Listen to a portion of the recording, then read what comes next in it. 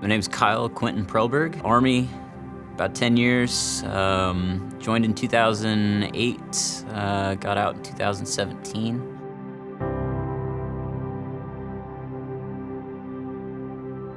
July of 2012, I was in Zari District, Afghanistan. I only had 3 months until I was supposed to ETS when a convoy of ours, we were heading to a base, took a RPG fire, and hit the side of my truck and penetrated through. Took a short helicopter ride to Kandahar Airfield, and that's where I started my healing process.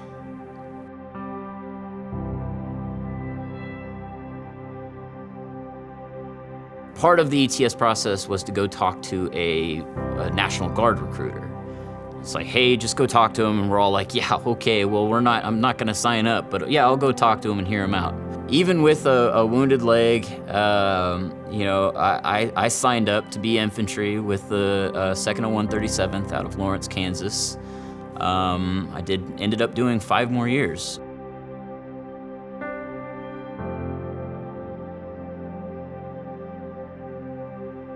When I got out in 2017, I was now a professionally trained helicopter pilot, former squad leader. Not only had I survived 2 tours and served with some of the greatest soldiers ever and done some amazing things, gotten through some crazy situations, had come out and gone through school, which is something that I found much more daunting than war, and made it through all that stuff. I thought the world was my oyster. I mean, I figured a guy with my experience would have no problem getting into the job field, and that did not go so well.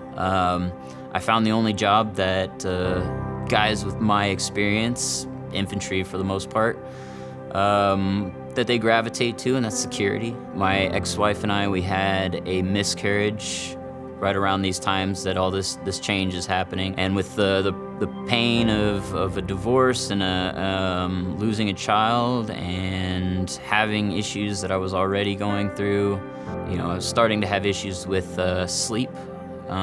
Made it hard to make it to work on time. So they had to let me go. And with the probably a year, almost 2 years, just trying to find work. It was either you're overqualified or you're underqualified. There was no in between. Eventually it got too much. I sold my house and I started just kind of crashing on couches. And that was my street, That was the street that I ended up on, was just staying with people. And it was bad, because you wear out your welcome.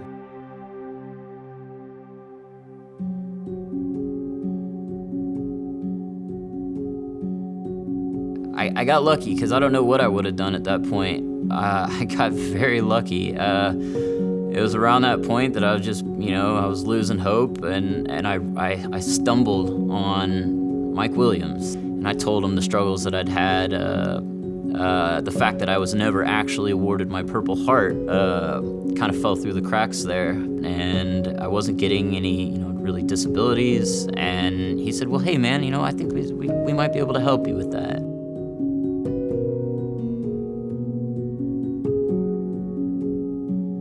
Charisse, she put things in motion, and it was that very next Veterans Day that they had me out and awarded me my Purple Heart. Met somebody who talked to me about the VCP, and the very next day I was talking to somebody at the VCP.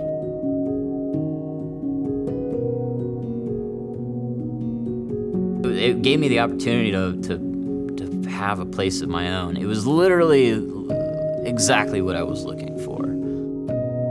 It gave me that like home base kind of to kind of rest and recuperate. And there'd be plenty of times where I would just isolate and I'd stay in my house and I wouldn't do anything. And if it wasn't for Milo and Jason knocking on the door, bringing me out to get some sun and to chat with them, I'd be in a rough spot. Yeah, and I did that, and I did that some more, and I did that some more.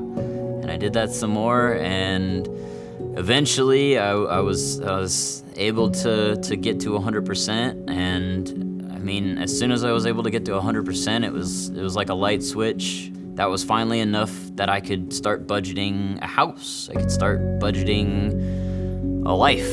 That's when I was able to start kind of putting the pieces together to move forward.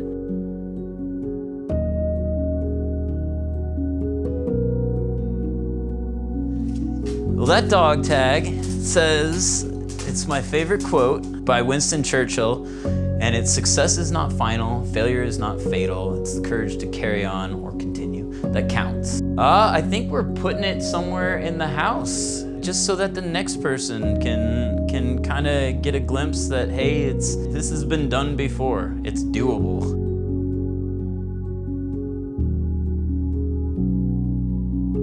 I was one of those guys that didn't know help was out there. And it took running into the right people.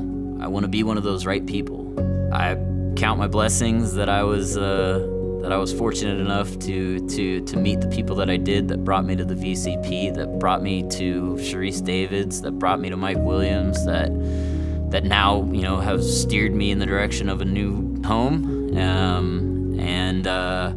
and a future that looks a little brighter than what I'd been portraying for the last couple years. So, yeah.